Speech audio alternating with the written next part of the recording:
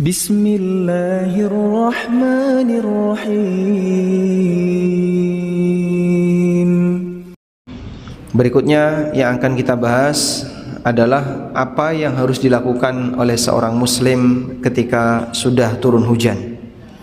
Beberapa adab berikut bisa kita lakukan agar hujan yang diturunkan oleh Allah semakin berkah bagi kehidupan kita. Hadis dari Anas bin Malik radhiyallahu anhu, qala asabana wa nahnu ma'a Rasulillah sallallahu alaihi wasallam matarun. Kami pernah kehujanan bersama Rasulullah sallallahu alaihi wasallam. Fahasara thawbahu hatta asabahu minal matar. Lalu Nabi sallallahu alaihi wasallam menyingkap baju beliau, lengan bajunya disingkap sehingga tangan beliau kelihatan. Hatta asabahu minal matar, kemudian oleh Nabi sallallahu alaihi wasallam dihujan-hujankan, dikenakan air hujan. Wa qala, lalu beliau mengatakan, innahu haditsu ahdin bi rabbih. Sesungguhnya hujan ini baru saja turun dari Rabbnya. Rawahu Muslim, hadis riwayat Muslim. Selanjutnya, setelah kita mendapatkan keterangan ini cukup jelas ya, dianjurkan ketika turun hujan agar sebagian badan kita dihujankan, dikenakan air hujan. Apakah ini berlaku untuk semua hujan ataukah ada batasan tertentu? Ada keterangan di sini dalam kitab Minhatul Alam, al-haditsu dalilun ala istihbabi at-ta'arrudi li awwalil matar. Hadis ini dalil anjuran untuk menghujankan badan li awwali matarin, saat pertama kali hujan turun. Pertama kali hujan turun itu maksudnya apakah hujan yang pertama ataukah ketika hujan turun pertama kali walaupun hujan yang kesekian kalinya? Jawabannya yang kedua. Sehingga ketika hujan baru saja turun, dianjurkan bagi kita untuk membuka sebagian anggota badan kita agar dikenakan air hujan. Wa dzalika bi ay yakhsira thawbahu wa yakshifa an ba'di badanihi, dengan cara menyingkap sebagian baju dan membuka sebagian anggota badan. Karaksihi wa dhira'ihi, bisa kepalanya atau lengannya, au saqihi atau betisnya, wa nahwi dzalika atau semacamnya, liyusibahul matar, agar terkena air hujan. Wa dzalika minal farah bi ni'matillahi ta'ala, dan ini sebagai bentuk kegembiraan terhadap nikmat Allah. Li'anna al-matara la yazalu ala taharatihi, karena air hujan itu suci. La yusibhul ardu wa la yakhlituhu bi ghairihi, dan belum terkena tanah, belum tercampur dengan benda-benda yang lain. Itulah makna firman sabda Nabi sallallahu alaihi wasallam, innahu haditsu ahdin bi rabbih. Hujan ini baru saja datang dari Rabbnya. Sehingga Nabi sallallahu alaihi wasallam mengatakan hujan ini baru datang dari Rabbnya, maksudnya belum terkena benda yang lain. Dari titik awal sampai turun terkena pertama kali badan kita sebelum dia jatuh ke bumi. Maka Nabi sallallahu alaihi wasallam mengatakan innahu haditsu ahdin bi rabbih, baru saja dia datang dari Rabbnya. Ai innahu qaribul ahdi bi takwini rabbih wa khalqihi lahu. Maksudnya adalah hujan ini baru saja datang dari Allah, Allah baru saja ciptakan hujan ini sehingga kita bisa mendapatkan air itu kena di badan kita sebelum air itu nempel di tanah. Walhamdulillah, dengan cara demikian kita ngalap berkah ya, kita ngalap berkah dari air hujan. Sebab hujan itu termasuk di antara air yang berkah, sebagaimana yang ditegaskan oleh Allah dalam Al-Quran, wa nazzalna minas sama'i ma'an mubaraka fa'ambatna bihi jannatin wa habbal hasid. Dan kami turunkan dari langit ma'an mubaraka, air yang diberkahi. Yang dimaksud air yang diberkahi di sini adalah air hujan. Selanjutnya, adab berikutnya yang bisa kita lakukan adalah membaca doa ketika hujan. Dari Aisyah radhiyallahu anha, anna Rasulullah sallallahu alaihi wasallam, Aisyah bercerita bahwa Rasulullah sallallahu alaihi wasallam kana idza ra'al matara, apabila beliau melihat hujan turun, qala, beliau membaca Allahumma sayyiban nafi'a, Allahumma sayyiban nafi'a, ya Allah jadikanlah hujan yang bermanfaat. Akhrajahu, hadis sahih riwayat Bukhari Muslim. Sayyiban adalah isim mengikuti wazal fa'al, asluhu saywab, istama'atil ya wal wawi wa subiqatil ula bis sukun fakullibat al wawu ya'an. Aslinya mengikuti wazan fa'al saywab, tapi karena di situ ya ketemu dengan wawu, ya-nya sukun, maka kemudian wawunya dihilangkan digantikan dengan ya, sehingga dibaca saybun. Dari kata saba yasubu bimakna idza nazala. Hujan disebut dengan saib dari kata saba yasubu, artinya apa tadi? Turun. Sehingga hujan disebut saibun karena dia sesuatu yang turun. Nafi'an, yang bermanfaat, maksudnya adalah hujan yang menghasilkan manfaat dan bukan hujan yang mendatangkan madarat. Sehingga di sini bentuknya doa dan harapan kepada Allah agar hujan yang Allah turunkan hujan yang menghasilkan manfaat. Karena terkadang hujan bisa menjadi potensi hukuman bagi hamba, sebagaimana yang Allah Subhanahu wa taala sebutkan dalam Al-Qur'an berkaitan dengan hujan yang Allah turunkan kepada umatnya Nabi Nuh ketika mereka mau ditenggelamkan. Wa fajjarnal arda uyunan faltaqal ma, ketika turun air dari atas sementara bumi mengeluarkan air, faltaqal ma ala amrin qad qudir, maka ketemulah dua air itu untuk menghasilkan bencana yang telah ditetapkan. Masih ketemu dua air itu adalah air atas dan air bawah. Sehingga di zaman Nabi Nuh air itu keluar dari dua arah, dari bawah meluap air sebanyak-banyaknya, dari atas turun hujan sederes-deresnya.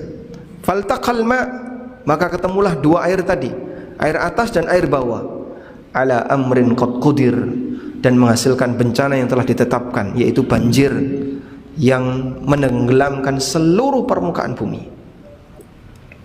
Sampai ketika putranya Nabi Nuh alaihissalam dipanggil oleh ayahnya, wa kana fi ma'zil, dan dia sudah berada di tempat pengasingan untuk menjauh dari ajakan Nabi Nuh. Ya bunayyar kam ma'ana, wahai putraku, ayo kita naiklah bersama kami. Qala sa'awi ila jabalin ya'simuni minal ma', dia menjawab, aku akan berlindung ke atas gunung sehingga bisa melindungiku dari air. Qala la asimal yawma min amrillah, lalu Nabi Nuh mengatakan, tidak akan ada satupun yang bisa melindungi dari ketetapan Allah. Wa hala bainahumal mauju fakana minal mughraqin, lalu anaknya diterpa oleh ombak besar sehingga anaknya tenggelam. Nah, di sini ada dialog sederhana yang terjadi antara Nabi Nuh dengan putranya. Nabi Nuh mengajak anaknya untuk naik perahu, dan itu wahyu. Ya bunayyar kam ma'ana, wahai putraku, ayo naik perahu bersama kami. Anaknya menolak dengan alasan logika. Apa logika dia bicara? Sa'awi ila jamalin ya'simuni minal ma', aku akan naik ke atas gunung sehingga nanti bisa melindungiku dari air. Maka dijawab Nabi Nuh dengan wahyu. Qala la asimal yawma min amrillah, Pada hari ini tidak akan ada satupun yang bisa melindungimu dari ketetapan Allah. Tidak akan ada yang bisa melindungimu dari bencana banjir ini. Sehingga logika, wahyu dilawan pakai logika. Alasan wahyu dilawan pakai alasan logika. Bagaimana hasilnya? Wahala bainahumal mauj. Kemudian ada ombak yang menerpanya. Fakana minal mughraqin. Lalu si anak ini tenggelam. Itulah hasilnya. Ada wahyu dilawan pakai logika, lalu ada hasil. Itulah dialog sederhana yang terjadi antara Nabi Nuh dengan putranya. Baik. Nah, kita tidak berharap hujan yang ada di sekitar kita bisa menjadi sumber bencana bagi hidup, baik banjir maupun tanah longsor maupun bencana alam yang lainnya. Dan Allah Subhanahu wa taala Maha Kuasa untuk mendatangkan bencana dengan semua fenomena alam yang ada. Maka ketika terjadi fenomena alam seperti itu, segera minta kepada Allah, berdoa agar fenomena alam ini membawa kebaikan. Seperti hujan, kita meminta Allahumma sayyiban nafi'a. Ya Allah, jadikanlah hujan yang bermanfaat. Bisa juga dengan redaksi yang lain, Allahumma sayyiban tayyiba, Allahumma sayyiban nafi'a. Dan dalam hadis riwayat Muslim, Nabi SAW ketika turun hujan, beliau mengucapkan rahmah. Rahmah ini adalah rahmat. Hanya dengan satu kata, rahmah. Ini adalah hujan rahmat. Sebagai harapan agar hujan yang Allah turunkan adalah hujan yang memberi manfaat, hujan yang baik, dan hujan yang rahmat. Anak kecil barangkali lebih rutin melakukan seperti ini karena mereka baru saja diajari dari sekolah TK-nya. Yang dewasa lebih sering melupakannya. Sehingga mungkin kita perlu pembiasaan berkaitan dengan doa dan zikir-zikir baik yang kita lakukan pada saat kejadian-kejadian tertentu.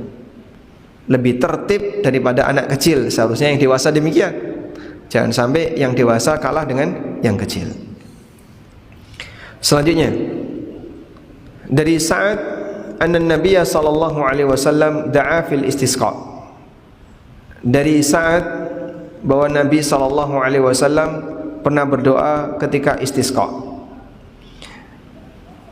Allahumma jallilna sahaban kathifan qasifan daluqan dahukan tumtiruna minhu radada qitqita sajlan ya dzal jalali wal ikram. Rawahu Abu Awanah fi sahihi. Rasulullah sallallahu alaihi wasallam pernah berdoa ketika istisqa. Allahumma jallilna sahaba. Jallilna, jallala yujallilu tajlil. Jallil bimakna amma. Amma artinya menutupi semua, meliputi semua.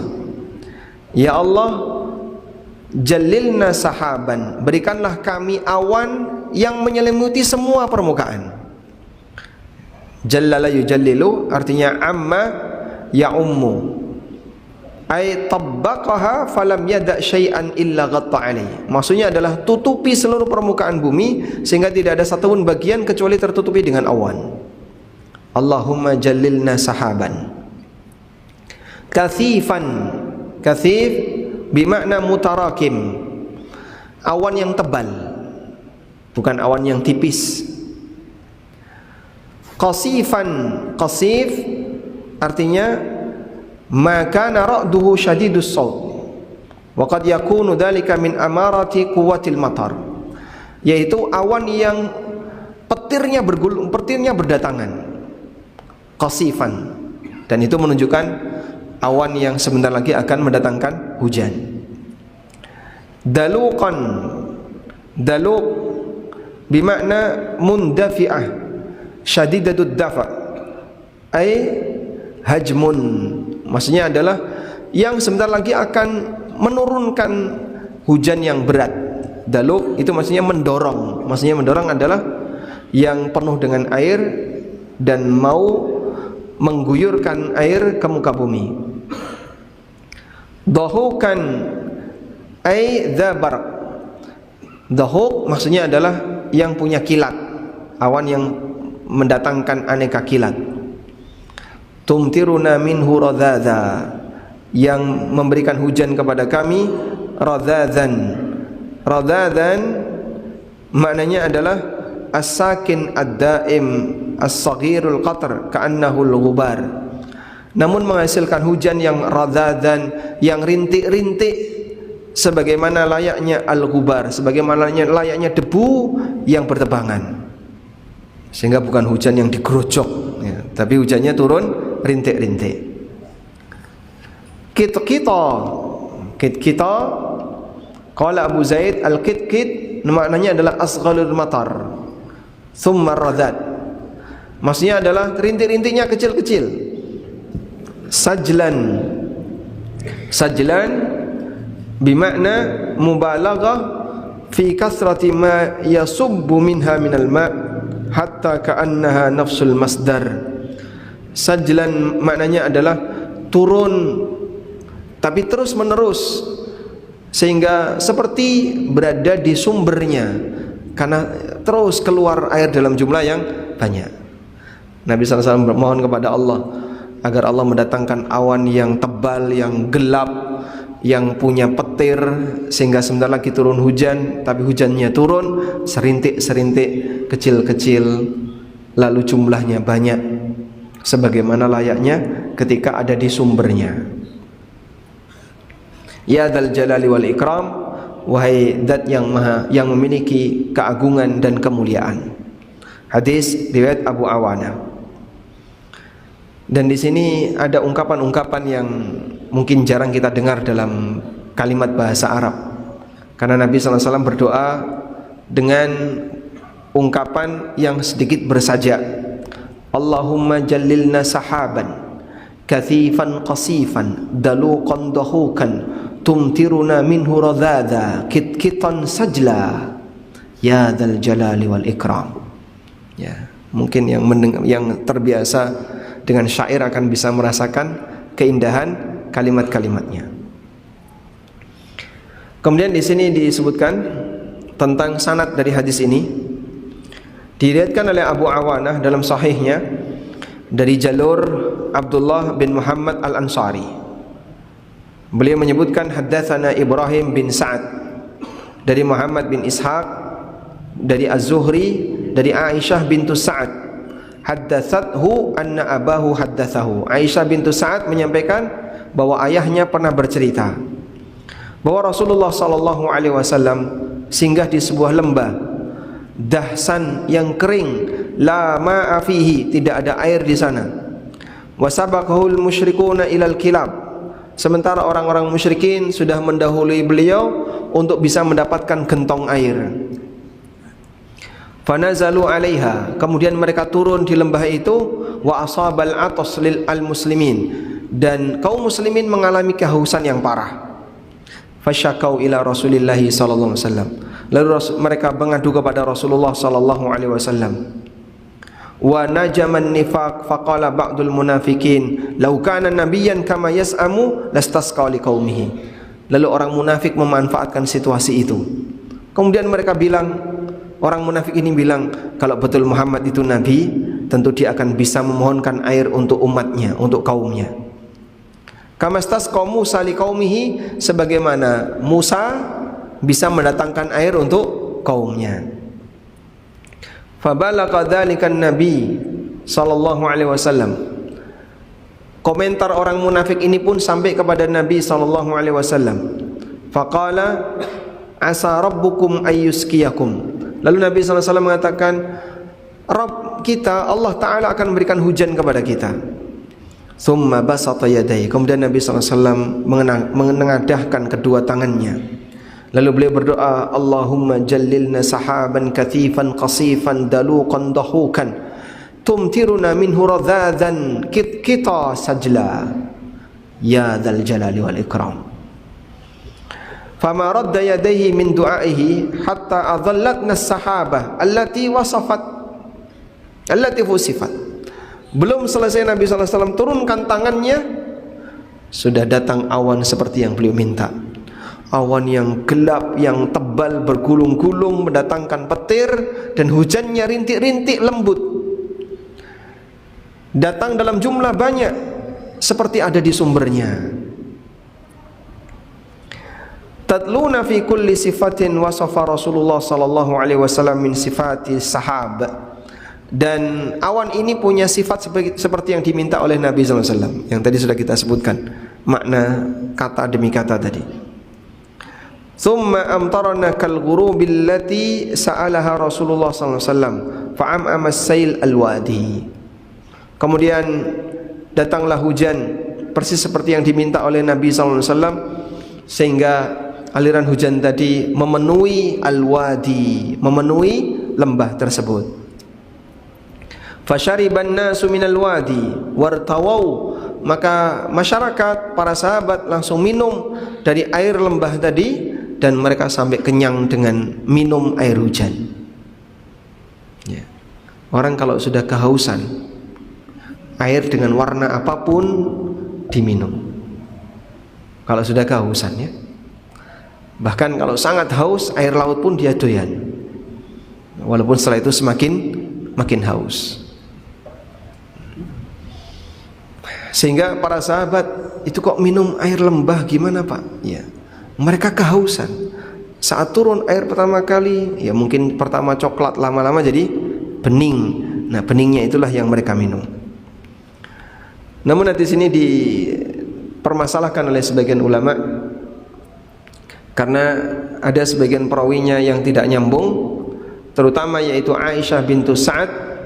Beliau adalah seorang tokoh tabi'in, thiqah, dan Al-Hafidh mendiamkan hadis ini, namun beliau menilai dhaif dalam kitab beliau At-Talkhis, haitsu qala, di mana Al-Hafidh Ibnu Hajar mengatakan wa fihi alfadhun gharibah katsirah.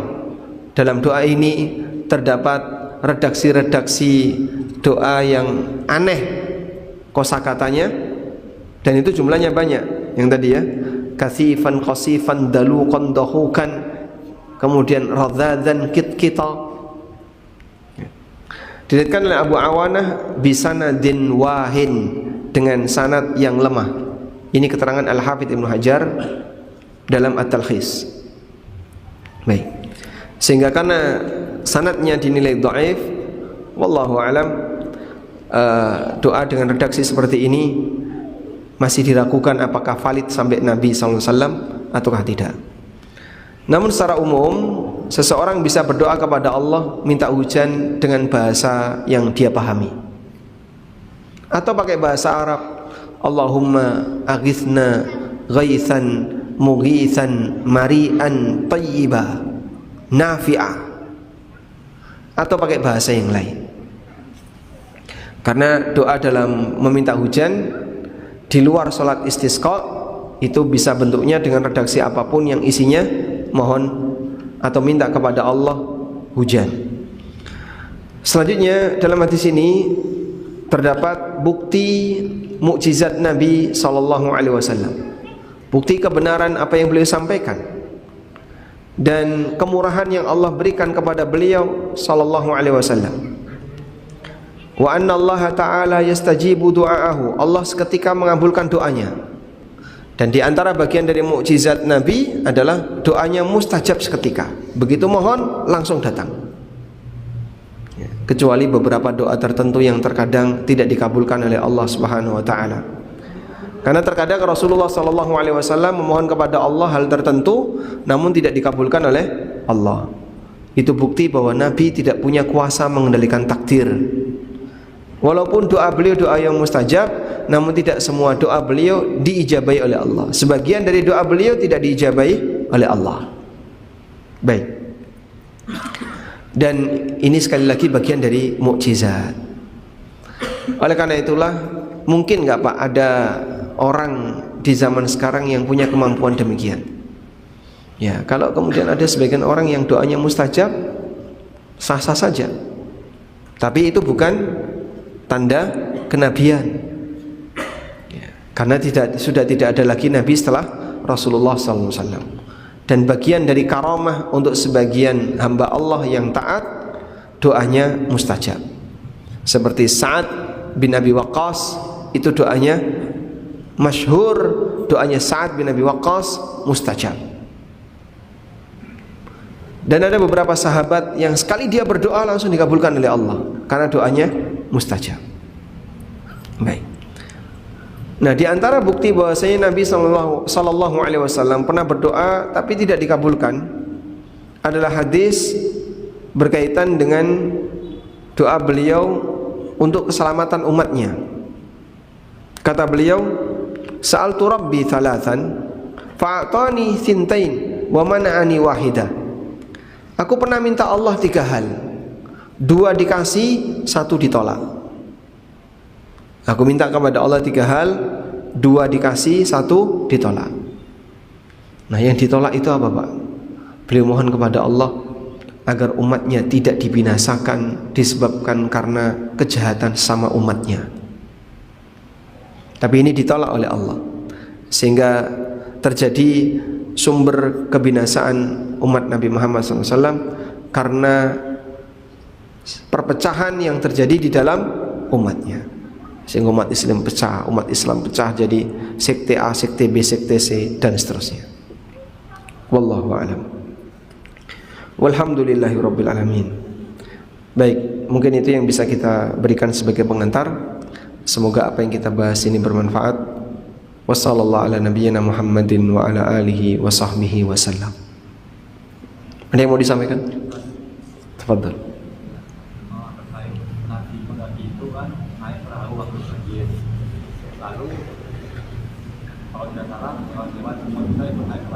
Hewan-hewan juga ikut naik perahu. Kalau harimau itu apakah harimau tidak menerkam umat manusia masyarakat atau bagaimana, atau harimau-nya mengerti kalau itu memang bencana? Yang kedua, hikmah artinya ketirutan. Baik. Nabi Nuh diperintahkan oleh Allah untuk membawa sepasang atau setiap pasang, ya, setiap hewan sepasang-sepasang. Saya ulang, Nabi Nuh diperintahkan oleh Allah untuk membawa setiap hewan sepasang-sepasang. Hatta idza jaa amruna wa farat tan-nuru qul nahmil fiha min kullin zawjayn itsnain wa ahlaka illa man sabaqa alaihi alqawlu minhum illa man sabaqa alaihi alqawlu wa man aman wa ma amana ma'ahu illa qalil. Sampai ketika sudah datang ketetapan kami, wa farat tanur, dan tanur itu sudah memancarkan air. Tanur itu tungku untuk membakar, untuk masak. Tungku itu sudah memancarkan air. Qul nahmil fiha, maka kami katakan kepada Nuh, ihmil fiha, angkut dalam perahu itu, min kullin, di setiap binatang, zaujain itsnaini, 2 ekor sepasang. Itu ngumpulinya gimana, Pak? Kuasa Allah Subhanahu wa taala, Allah mudahkan bagi Nuh untuk mengumpulkannya. Kucing sepasang, harimau sepasang, singa sepasang. Apa enggak cakar-cakaran? Apa enggak mereka saling menggigit, mereka saling menerkam? Terus gimana itu? Kuasa Allah. Sehingga ketika itu apa yang dalam bayangan kita mungkin enggak terjadi. Kok bisa, Pak? Ya Allah Maha Kuasa, innallaha ala kulli syai'in qadir. Allah Maha Kuasa atas segala sesuatu. Karena terkadang binatang itu dia melakukan aktivitas sebagaimana aktivitas manusia, sehingga dia bisa lunak jinak seperti layaknya manusia. Bisa dengan tenang lunak jinak seperti layaknya manusia. Nah, oleh karena itulah dalam hal ini kita tidak perlu bingung apa harimau ketika diangkut oleh Nabi Nuh itu enggak memakan hewan yang lain atau bagaimana. Wallahu alam, yang jelas ayat ini mengatakan bahwa Nabi Nuh diperintahkan untuk mengangkut setiap binatang masing-masing 2 ekor sepasang. Wallahu a'lam. Baik, cukup insyaallah. Baik, demikian yang bisa kita bahas, semoga bermanfaat. Wassallallahu ala nabiyyina Muhammadin wa ala alihi wa sahbihi wasallam. Wa akhiru da'wana alhamdulillahi rabbil alamin. Wassalamualaikum warahmatullahi wabarakatuh.